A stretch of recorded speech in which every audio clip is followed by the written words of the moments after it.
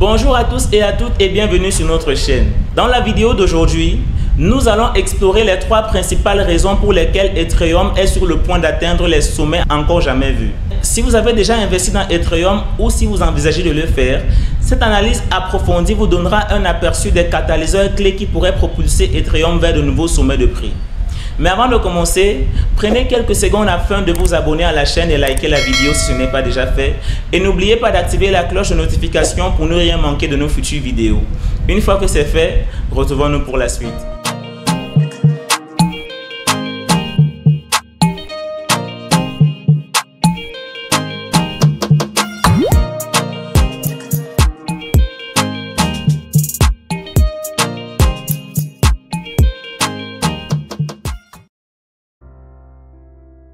Ethereum va atteindre 15 000 $ au cours de ce cycle et voici 3 raisons simples pour lesquelles Ethereum est toujours sous-évalué par rapport à son plein potentiel pour ce cycle, ainsi que les facteurs, les catalyseurs qui pourraient le propulser à 15 000 $.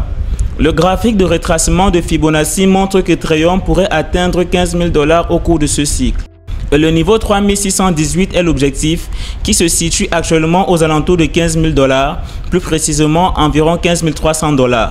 Ethereum est presque arrivé au dollar près, presque au dollar, à la ligne 3,68. La flèche orange du graphique met en évidence le prix de pointe sur la ligne Fibonacci 3618. C'est un prix hallucinant.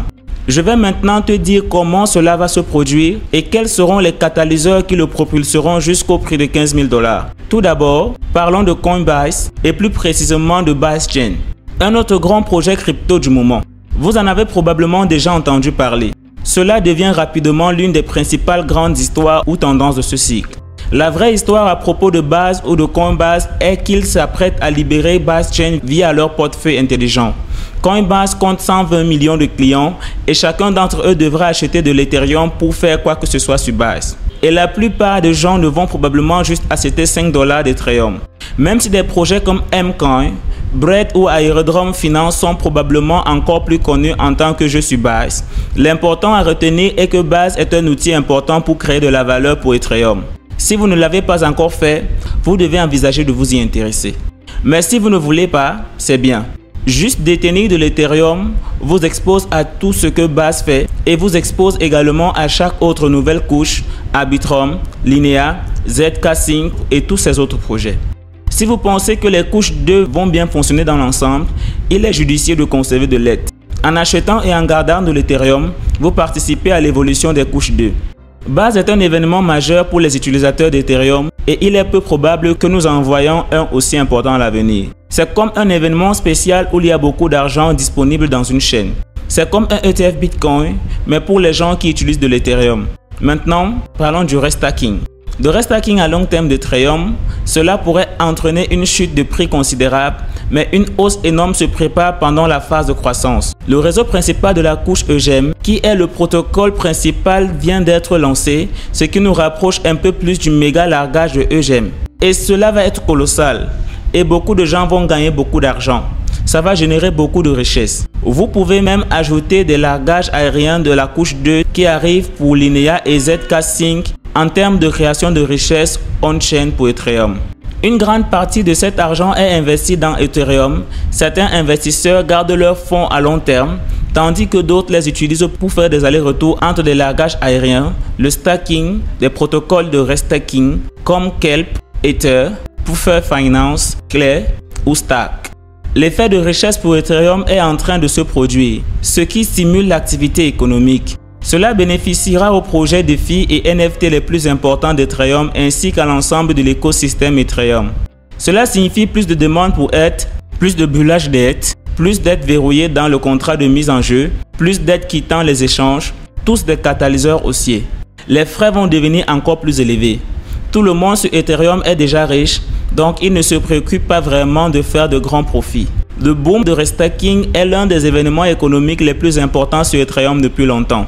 Le troisième grand facteur qui fera grimper le prix de l'ETH à 15 000 $ est l'ETF qui devrait être rejeté en mai. Cela pourrait être une bonne nouvelle pour le cours de l'ETH. Il est important de comprendre ce qui se passe réellement pour voir l'impact de cet événement. Il s'agit de BlackRock qui tente d'obtenir un ETF Ethereum.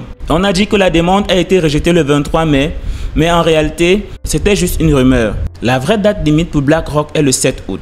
BlackRock a créé plus de 500 ETF par le passé et seulement un seul a été refusé. Il est donc probable que nous obtenions un ETF en août. Est-ce que Gary Gensler osera refuser BlackRock? Il ne peut probablement pas compromettre ses opportunités futures à Washington une fois son mandat à la SEC terminé. Décidément, nous verrons bien. Si le projet échoue, même BlackRock se fera refuser le 7 août et tout le monde les poursuivra. JP Morgan a dit qu'il croit qu'un ETF Ethereum viendra finalement et qu'il y aura un procès que la SEC perdra. JP Morgan affirme que la SEC ne pourra pas gagner ce combat à cause des nombreux antécédents comme dans l'affaire de Ripple et Grayscale.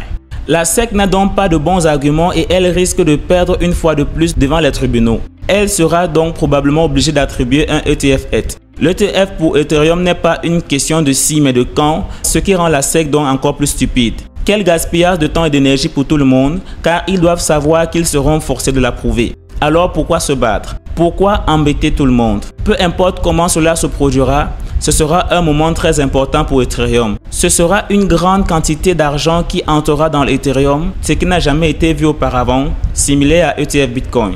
Gardez à l'esprit qu'Ethereum a un tiers de la capitalisation boursière de Bitcoin. Peut-il obtenir un tiers des entrées? Si c'était le cas, Ethereum recevrait 4,3 milliards de dollars rien que dans les 100 premiers jours, ce qui équivaudrait à 1,5 million d'Ethereum au prix actuel. C'est une demande importante car les soldes en bourse pour Ethereum diminuent constamment en raison de la combustion, ce qui entraîne une émission négative d'Ethereum. La demande de la couche 2 ne cesse d'augmenter, en particulier de la part de base, et environ un tiers de tout Ethereum est actuellement bloqué dans le contrat de mise en jeu avec une file d'attente de plus de 2 ans pour récupérer tout l'ETH. C'est assez optimiste et cela pourrait suffire à faire monter le prix de l'Ethereum jusqu'à l'objectif de prix de 15 000 $ au cours de ce cycle.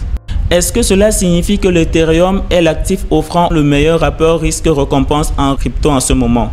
Évidemment que non. Pour des crypto-monnaies légèrement plus risquées comme Avalanche, elle pourrait peut-être atteindre 500 $ au cours de ce cycle, ce qui représente un gain de x10 par rapport au potentiel de 3,5 fois pour Ethereum. Si vous avez déjà beaucoup d'ETH, vous pourriez bientôt voir le prix de l'Ethereum augmenter grâce à différents catalyseurs qui vont le soutenir dans les prochains mois. Et pour être clair, vous pouvez toujours acheter de l'Ethereum. Cela vous rapportera toujours 3,5 fois si vous atteignez l'objectif de 15 000 $. Et pendant que vous attendez que cela se produise, vous pouvez restacker votre ETH et gagner toutes sortes de largages aériens et plein d'autres profits.